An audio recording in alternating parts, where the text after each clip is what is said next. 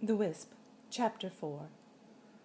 Bara walked past rows of dusty volumes stacked on worm-eaten wooden shelves. She really didn't feel like studying just yet.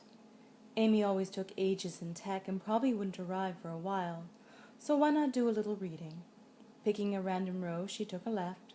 Her hand grazed firm backs and metallic emboss. She didn't have a book in mind. The right one would call out. A tingle, maybe a shock of static, bit at her fingertips, and Bara stopped to see which book her hand had settled on. She found herself in the L's. Taunting her from the shelf, worn and frayed, was an ancient edition of The Magician's Nephew.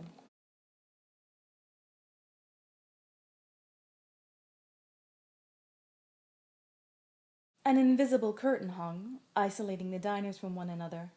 They ate in an oak-paneled dining room at a long oak table, a very long oak table. 3 of the 4 middle leaves had been removed, but it was still too big for just the 3 of them. Mr. Kavanagh sat at one end with his new wife to his right, his daughter to his left. To Bara, her father felt miles away, her stepmother far too close.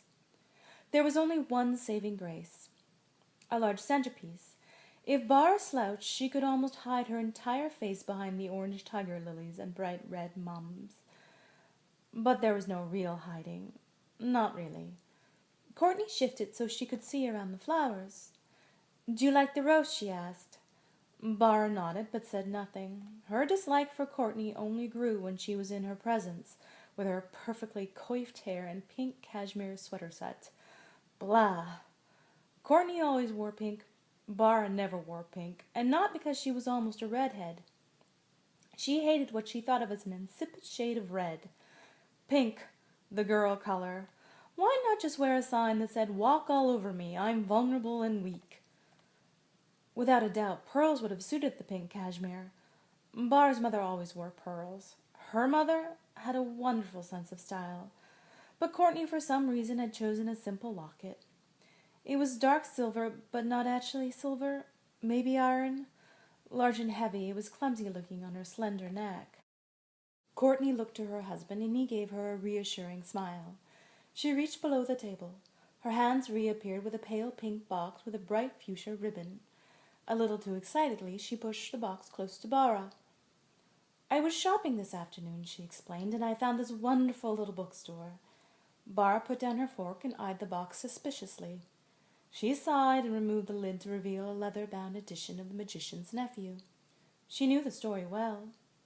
"I hope you like C.S. Lewis," Courtney chimed happily, sensing her pleasure. And Bara was pleased, but then she remembered how her mother had read the story to her years ago. No way was she going to accept this book from Courtney, the woman who, as far as Bara was concerned, had broken her family in 2. No way. Of course, Courtney couldn't have known the meaning the book would have for her stepdaughter. She was still smiling when Bara thrust it across the table. "I already have a copy," Bara said. "Maybe you can get your money back." Bara returned to eating. After a moment, Courtney got up from the table. "I'll see to dessert," she said, and left the room. Mr. Kavanagh went to scold Bara, but the look in her eyes. He softened. "She needs time to get over the whole thing," he thought. "It's just too soon." Breaking the rules of her own game, Bara lifted her hand and reached instead for a copy of The Hideous Strength, lying a little less mockingly on the same shelf. "So there," she retorted to no one but herself. Clasping it to her chest, she made her way back down the aisle. The Magician's Nephew remained untouched on the shelf. Bara found a termite-eaten study carrel, switched on a reading lamp, and sat down. She took a sip of coffee and opened The Hideous Strength to a random page. This wasn't her first reading. She was just looking to pass the time, and seconds later she was in pursuit of an immortal Merlin. The coffee wouldn't be enough. Bara read a page and then realized she had no idea what she just read. Her mind drifted.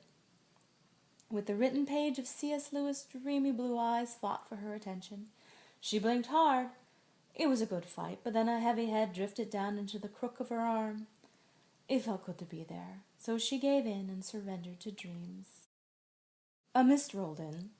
Bara might have fallen into a deeper, dreamless rest, but the soft whistle of rustling papers filled the air. Books, rusty brown and red, flew from the shelves, performing a strange aerial ballet like that of a troop of jet fighters, but at the speed of falling leaves. They circled around her. Bara came to her feet and reached out her dream hand.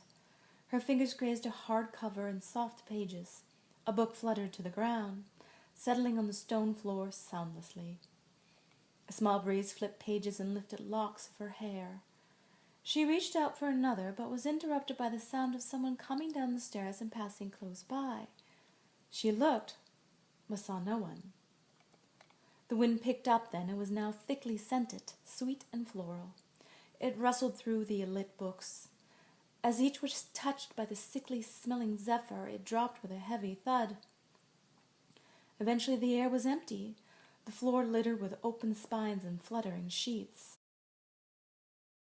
As sometimes happens in a dream, the place and characters changed.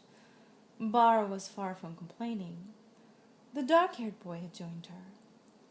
They sat on a low stone wall under the shade of a blossoming cherry tree. Pink petals drifted down. A bloom landed in her hair. He plucked the pink from her red gold locks and held it up to the blue sky. In his hand the single petal multiplied and darkened. The one cherry blossom became a full red rose.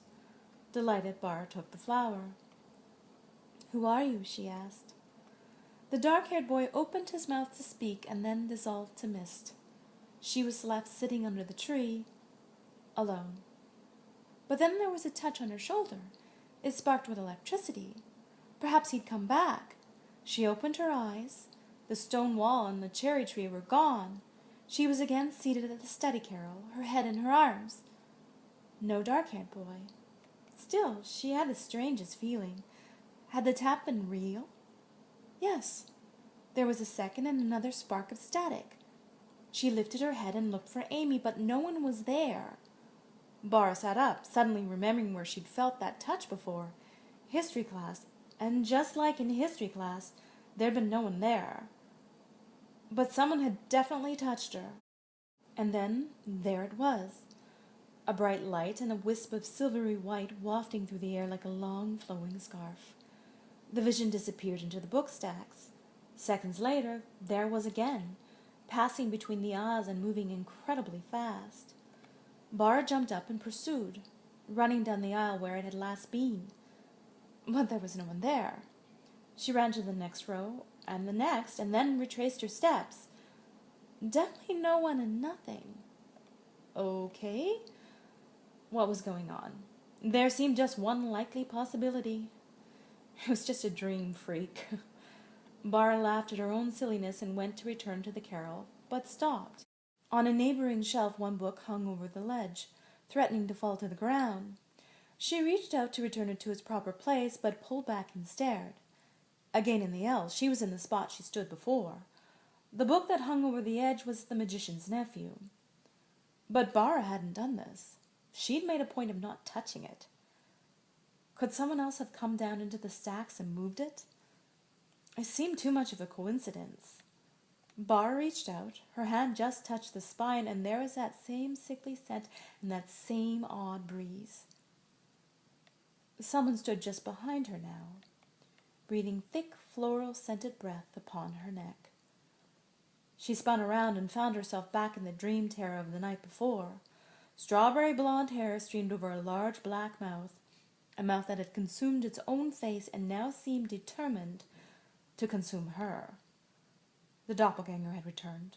A scream built up in Bara's throat, but it was never released. Behind her there was the thump of a book landing on the floor. The Wisp is published on Amazon.com. Also available on Amazon is Monsters, Real and Imagined, Tragic, Frightening, and Funny, All Too Brief, a collection of short stories and poetry. Strays, a collection of short stories and philosophical love poems, and Tattoo, Calling All Soldiers Home, a collection of poems in brevity.